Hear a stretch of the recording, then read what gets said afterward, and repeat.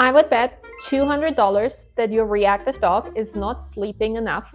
And honestly, this might be the real reason why training is not working. Most people spend all their time trying to fix reactivity around triggers. But their dog is already stressed, overtired, and running on fumes long before you even put on the leash to take them on a walk. That's why today I'm going to show you the hidden everyday stressors that steal your reactive dog's sleep, how to spot them, and how to fix them, starting right now. And solving just this can dramatically improve your dog's reactivity, even before you change anything about your actual training. Let's get started. I'm Steffi from Spirit Dog Training, and after working with literal thousands of reactive dogs, I've seen one pattern again and again and again. Reactive dogs nearly always sleep far less than their brain and body needs. But once we fix this, everything becomes easier. Training, recovery, impulse control, even behavior around triggers. I'm going to show you how to get your dog into a calmer baseline, because low stress is the foundation for low reactivity. Let's start with the truth that many people never really see. If your dog is reactive, they have a lot of stress hormones, which lead to poor sleep, which lead to bad recovery, which worsens the reactivity, which leads to more stress, and so on and so on. So when your dog has a reactive outburst, barking, lunging, growling, not listening to you anymore, their body releases stress hormones, such as cortisol. And those hormones don't just magically vanish as soon as the trigger is gone. They can actually stay elevated for more than 24 hours. And that means that most reactive dogs start each day not fully rested, not fully recovered, not able to regulate their emotions, not able to learn well. Sleep is where the brain resets. But if our dog does not get enough sleep, we're training on a system that's already overwhelmed. From human research, we know how crucially important sleep is for many functions. Sleep consolidates memories, it reduces emotional reactivity, it improves patience and impulse control, it clears stress hormones, and increases resilience to triggers. And interestingly, dogs actually have the same REM cycles, the same deep sleep stages, and also the same need for restorative rest. So if your dog is reactive and exhausted, their brain simply cannot ever recover from stress, and they cannot learn new emotional responses. If you have a reactive dog, here are some hidden stressors that probably right now are stealing their sleep. First, toy obsession and constantly wanting to play fetch. This one looks innocent, but if your dog spends their entire day nudging you with a tennis ball, that is not just play. That is a dog who can never really turn off. I used to ask my in-person clients, does your dog nap during the day? And they would tell me, no, they bring me toys constantly. Well, that is a big issue. A dog who is mentally on all day is not sleeping deeply. They're not resting and they're not resetting their stress levels. Number 2, noise sensitivity at home.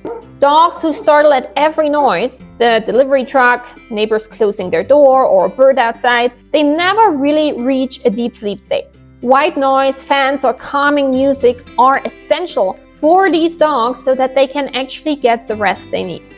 Number 3, window barking or fence fighting. This one absolutely destroys sleep. If you have a reactive dog who has access to the fence through a doggy door, access to the window, or access to the front of the house, they probably are on duty all day. And even when nothing is happening, they're probably patrolling and waiting for something to happen. That creates chronic stress and keeps them from ever sleeping enough. Number 4, household tension.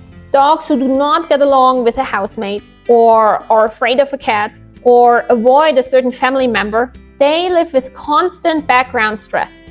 And before we can fix the reactivity outside, we must fix the stress inside the home. And finally, the 5th reason why dogs do not get enough sleep when they're reactive is physical discomfort. Dogs in pain sleep terribly. If your dog has arthritis, allergies, dental issues, they are likely to not sleep as well and have increased irritability. While we cannot cure all of these things, your veterinarian can help you make your dog more comfortable. If your dog is itchy, if your dog is limping, if your dog is just not feeling well in some sort, a vet check is mandatory to make sure that they can be comfortable, get the sleep they need, and improve in their reactivity. So, let's see what you can change today to make sure that your dog does get enough sleep. Number 1, we're going to create a real nap zone. Not a thin blanket, not a crate pad. Your dog needs a really supportive, plush, comfortable, inviting dog bed. Preferably, this should be in a quiet room, away from windows, away from the street, and away from family chaos. Reactive dogs need you to help them create the peace they need to sleep. 2, remove the access to self-triggering. If your dog currently has access to triggers, such as at the windows or the fence line, you need to remove this access so that they can actually sleep.